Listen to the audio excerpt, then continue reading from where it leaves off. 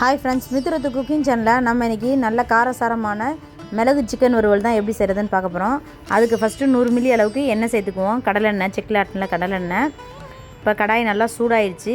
இப்போ நம்ம வந்து ஒரு அரை டேபிள் ஸ்பூன் அளவுக்கு சோம்பு சேர்த்துக்கிறோம். அடுப்பை கொஞ்சம் லோ ஃப்ளேமில் வச்சுக்குவோம், ரொம்ப ஹீட் ஆகுது, அதனால் அடுப்பை லைட்டாக குறைச்சாச்சு. இப்போ சோம்பு போட்டோன்னா சோம்பு நல்லா பொரிஞ்சிருச்சு.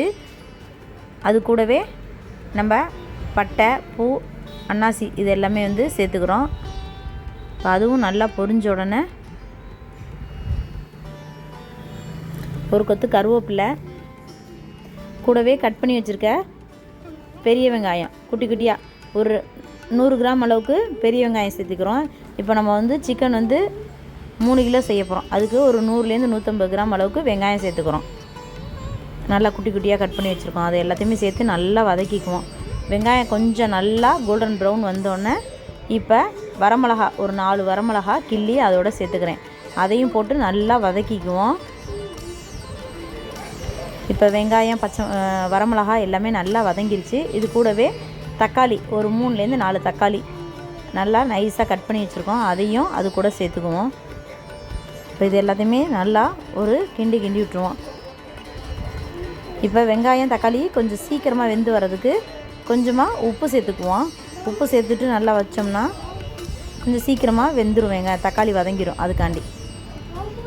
இப்போ இது கூடவே இஞ்சி பூண்டு விழுது சேர்த்துக்கிறோம். ஒரு 3 டேபிள் ஸ்பூன் அளவுக்கு இஞ்சி, அது கூடவே ஒரு 4 டேபிள் ஸ்பூன் அளவுக்கு பூண்டு.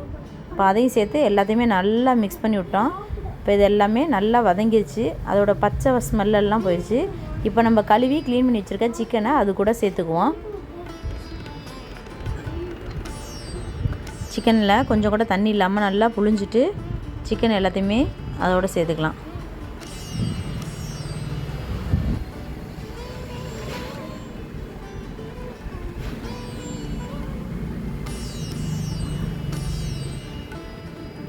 இப்போ சிக்கன் எல்லாத்தையுமே நல்லா சேர்த்துட்டோம். இப்போ இஞ்சி பூண்டு இது எல்லாத்தோடையும் நல்லா சாறுற மாதிரி நல்லா 2 கிளறி விட்டுருவோம் அடியிலேருந்து.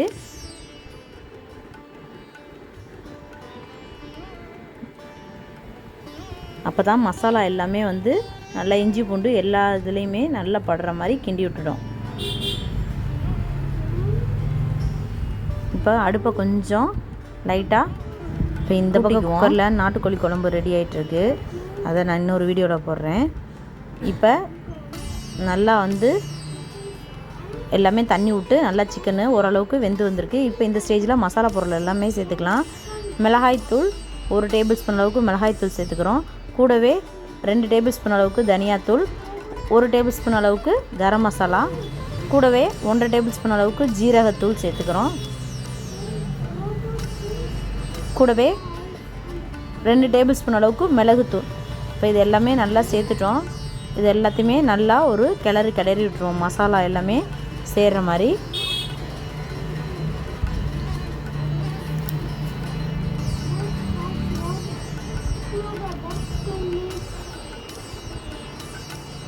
இப்போ நான் ஏற்கனவே மஞ்சத்தூள் போட்டு சிக்கன் கழுவினால மஞ்சத்தூள் போட மறந்துட்டேன். உங்களுக்கு கொஞ்சம் கலருக்கு மறுபடியும் 1 டேபிள் ஸ்பூன் அளவுக்கு மஞ்சத்தூள் தேவைன்னா சேர்த்துக்கோங்க. இப்போ மஞ்சத்தூள் சேர்த்துட்டு எல்லாத்தையுமே நல்லா ஒரு கிளறி விட்டுட்டு தண்ணி எதுவும் சேர்க்க வேணாம். நம்ம சிக்கனில் வந்து அதுவாகவே தண்ணி விடும், அதனால் அதை அப்படியே நல்லா ஒரு பெரட்டி விட்டுருவோம்.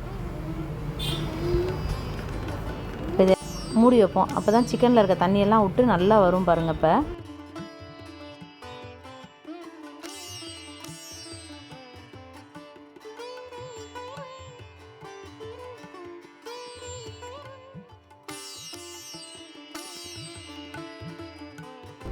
இப்போ கிட்டத்தட்ட ஒரு 10 நிமிஷம் ஆயிடுச்சு. இப்போ பாருங்கள் சிக்கனில் தண்ணி எவ்வளோ தூரம் நல்லா விட்டுச்சுன்னு.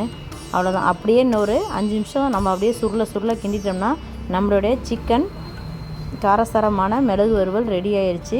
இதே மாதிரி நீங்களும் ட்ரை பண்ணி பாருங்கள். ரொம்பவே சிம்பிளான டிஷ்ஷு, டேஸ்ட்டும் ரொம்பவே அருமையாக இருக்கும். நம்மளுடைய வீடியோ பிடிச்சிருந்தா லைக் பண்ணுங்கள், ஷேர் பண்ணுங்கள், மறக்காமல் சப்ஸ்கிரைப் பண்ணிடுங்க.